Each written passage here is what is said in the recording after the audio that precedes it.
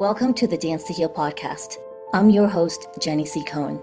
Join me as I share stories of how life is a dance. I'm a cancer survivor, mother of two, and an award-winning performer who found that mind and body connected movement is vital to healing in a way that is safe and tailored to your life. I created Dance to Heal Wellness featuring the Spotlight Confidence Formula and also authored the best-selling award-winning book, Outside In Recovery, Dancing My Way Back to Myself After Breast Cancer. I will bring new ways to help you on your dance journey and healing path. Are you ready to move? Dance to Heal starts now.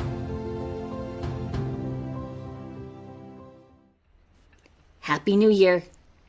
At least it is for me again, because we're a couple of weeks from Chinese New Year, the year of the fire horse.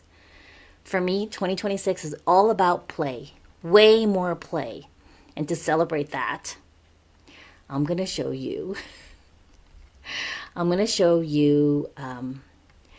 this blind box that I got from D.Desirables. Now I'm going to open this with you for this episode. Which one of these babies is it going to be that's in my house now? Okay? Before I get to this, though, I want to invite you to my new January 2026 masterclass. Go to the link below in the description and sign up. Okay, it's subsidized by the nonprofit Raw Epiphany 501c. So they're sponsoring the tickets for free, and even your upgraded ticket is sponsored by Raw Epiphany also. So make sure you grab that spot. And if you're watching this episode from a future, like past the end of January, just use the same link. It'll be a new topic every month, but it will all be sponsored by Raw Epiphany. So I have a confession. I never realized I never gave myself permission for self-care. I know. You think, right? I'm 57.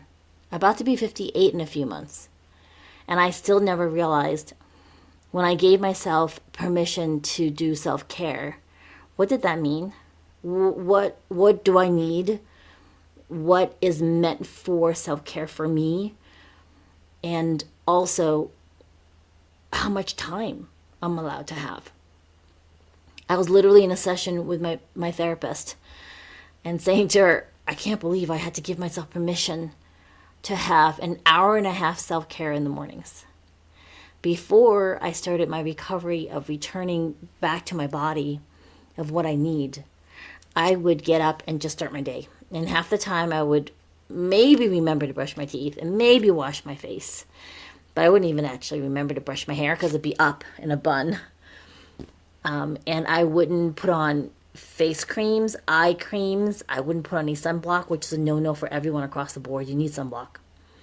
And I would just go about my day, barely remembering to drink enough water, to hydrate. And then oftentimes, and this is true confession, so I'm going to be real talk here, I would hold in going to the bathroom until it was either an emergency or basically too late, because I had other behind-the-scenes physical things happening after having been in menopause, from chemo-induced menopause for years. And why am I saying this to you? Because this particular time, if you are listening or watching this episode, I need you to stop and go, how long do I use for my self-care?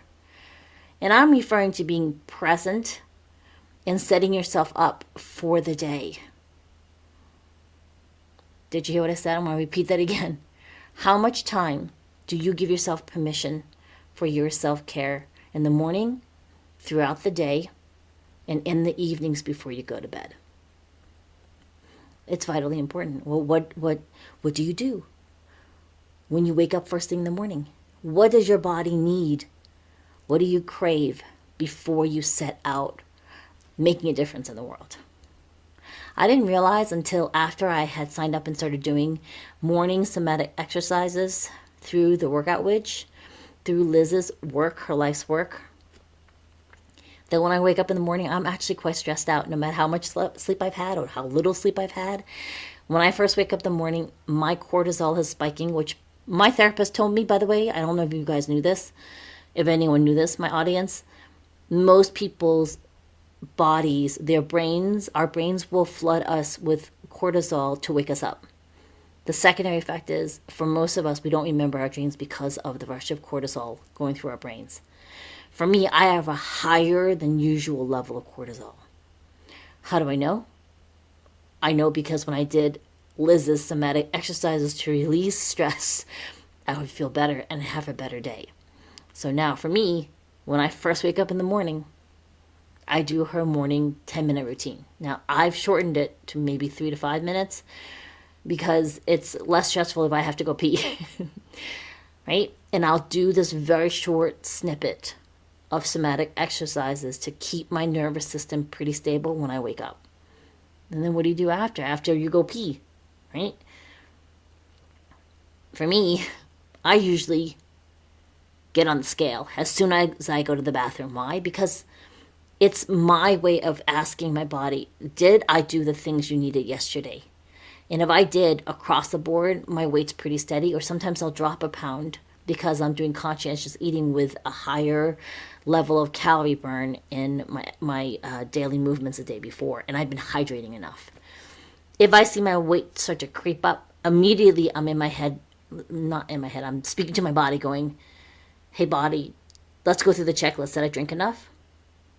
Did I eat enough? Did I allot enough hours last night to sleep? Did I go poo? Right? These 4 things, there are sometimes other things like, did I have more stress than usual? These would be my checklist to check in with my body on a daily morning basis. And I will tell you, it's gotten quite accurate. If I'm a yes on those few questions, did I get enough sleep? Did I hydrate? Did I eat enough? Did I go poo? Did I drink enough? Right? The hydration. What was my level of stress yesterday? Did I pause enough? And if it's yes to all of them, my weight's pretty steady, or I'll drop half a pound to a pound. Okay? If it's a no to even one of those, my weight will usually start to climb almost immediately. And when it starts to climb, it actually takes me an extra 2 to 3 days to calm my body down, to let the weight go back to the normal weight it was before I ignored those 4 or 5 things I asked you, that I told you that I asked my body about. Okay? Now, I used to see the weight climb and then get upset.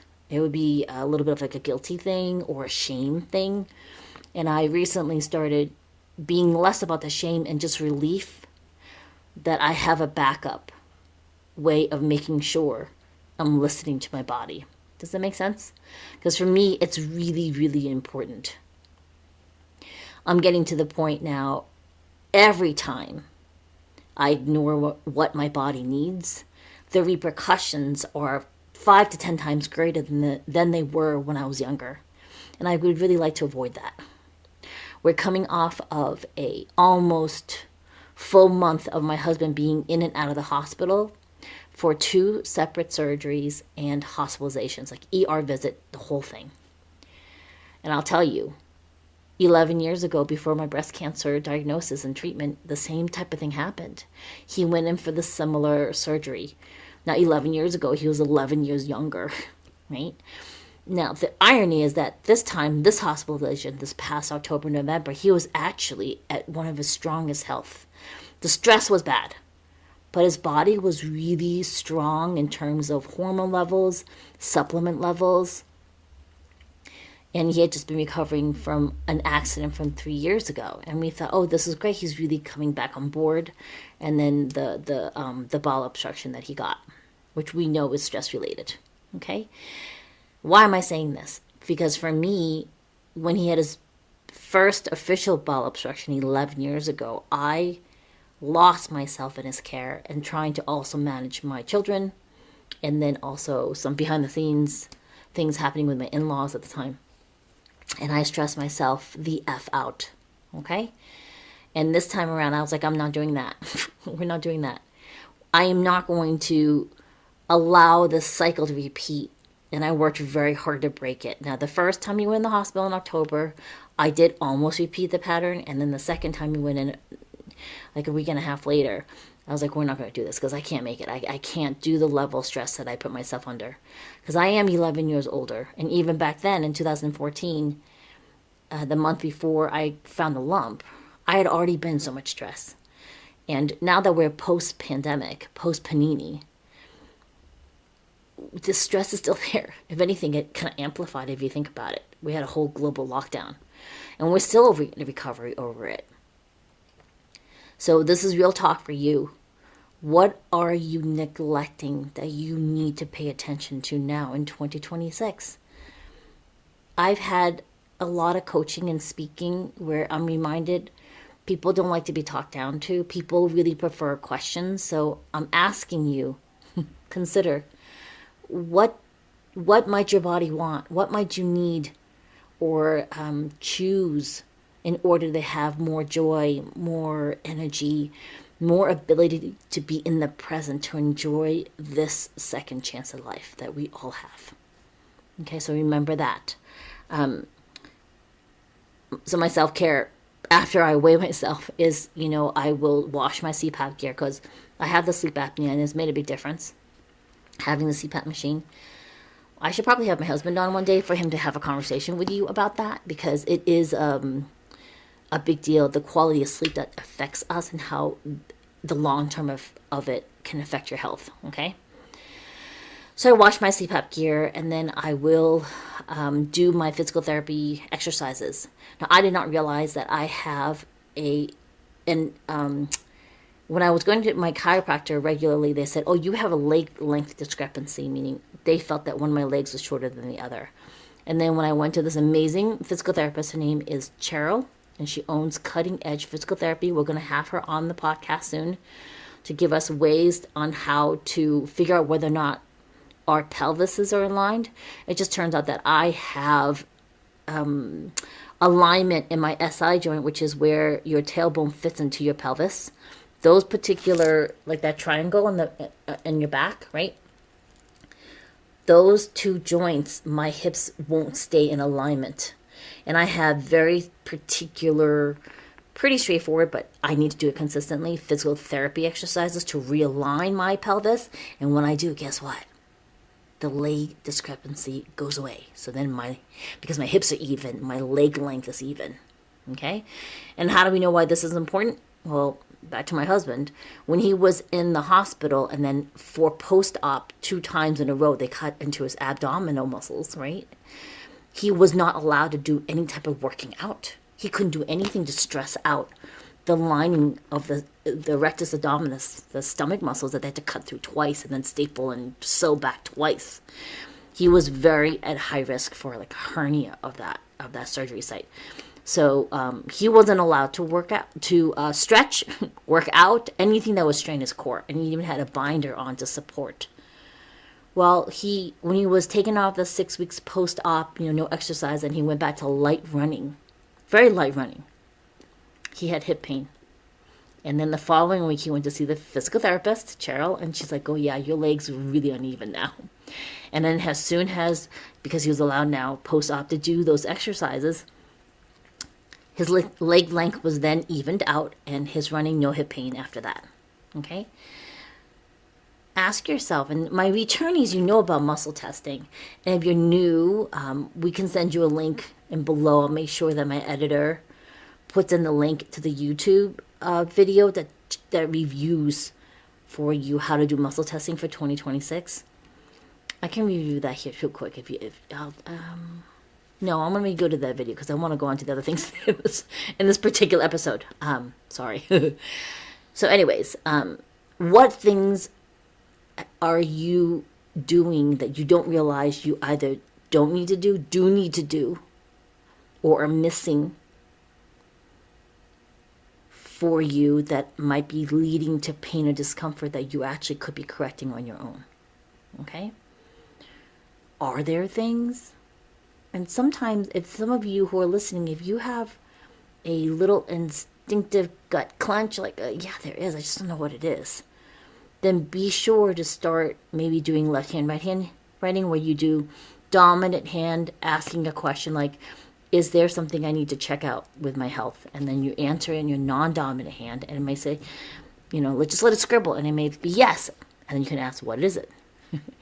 And your left hand or dominant hand might say body or soul or spirit or joints. Whatever it answers, pay attention to that. Okay? All right, so I've reminded you, remember, go to the link below. It should say movetobloom.com. And then you'll join us for the masterclass for January. And then you'll also have the link for muscle testing.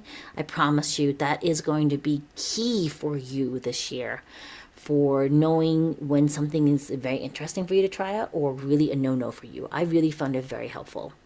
Now, I am starting some pretty and so exciting programs that I'll be bringing to Solar Circle this year, later on this year, later on in the year, as I get through the training. And so fingers crossed I can bring that to Solar Circle. And if you go to the masterclass, you'll get some more information about that. And now when this episode launches, we will be in the beginning parts of the 100 Days of Dance that I've embarked on. So the 100 Days of Dance was something that I started in the middle of my chemotherapy back in 2014. And it was just a commitment to pick 5 random songs and dance 1 song per day with 20 different prompts. And we would rotate through 5 songs. And that made 20, right? 100. 20 times 5, 100. Did I do that right? Yeah, 20 times 5 is 100. Yes? Yes. And when this episode launches, I think will only be, maybe day 20, 15, something like that. So you're welcome to join me in that. In the Instagram channel, there is a Genspirational broadcast channel. If you join that, the prompts will be in there. Okay? It was super helpful for me. One, I always cringe at how I perceive I look on video or in real life. Because you really can't watch yourself when you're dancing live except through video. Yeah? And every time I would struggle to look at myself in the video because there's always your perception versus what's really being videoed. And I also found that my skills would improve if I spent time watching my dancing to see, am I portraying the music the way I am hearing it or the way I think I am versus what I'm seeing I am, whether or not I'm doing it. Does that make sense? So for you, if you like to do that, it's multifold. It gets you desensitized to watching yourself on video, which is super important. You watch yourself with Care Bear stare, loving eyes, like you would watch your kindergarten self doing their first ballet class, right, or a dance performance. It's to desensitize you. The second thing is to get you to start to change your perspective, because the more you watch yourself, the more you'll see the positives. I promise. Okay? And the third thing is it just gets you moving every day. Dance to Heal is a birthright. Everyone has to know it's free, and 2, it's your birthright. I want you to know it is a powerful tool to have in your toolkit. When you dance and move every day, it keeps you connected, mind and body and spirit. Okay? All right, so now we're going to get to the unboxing. I've had this sitting in my house for so long. I know which babies I have. Here we go. All right, let me see if I can open this without a tool. I have an assistant off camera. Okay, I just want you to hear the ASMR, the package opening. So then what we're going to do is I'm going to show you what the box looks like, and then I'm going to get tossed a package, and we're going to open it together, okay? Oh, did I tell you also, I forgot to remind you, 2026 is about play. So sometimes I got myself onto the email list. I wasn't even sure I could get this, because, the Labubu's I could never get. Look at these beautiful things. Oh, did I rip it? I'm sorry, Dylan, you don't see that. Okay, all right, so we're going to get handed a box. Okay, you ready? We're just the first baby. Thank you. Oh my God, I can open it. Look at this.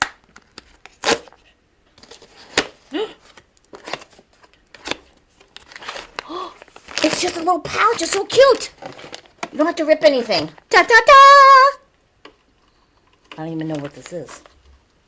It just has a Starry Sky card. You don't have to open the pouch. Oh, it's so cute. Da, da, da, da.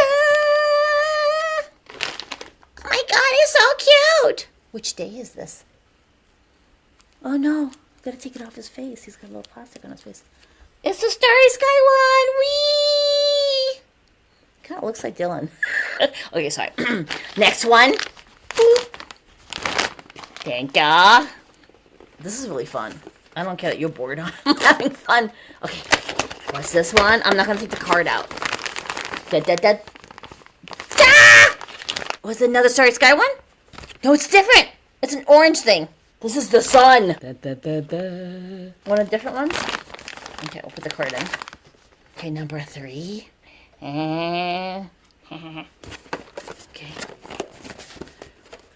The child parts are really happy right now.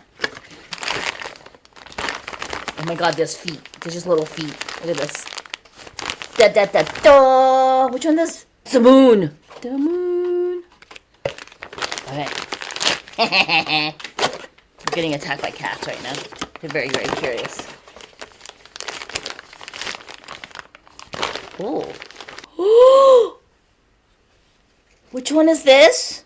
This is the land. Look at him, it's so cute. Oh, I'm gonna have to make a little keychain belt with all these little suckers.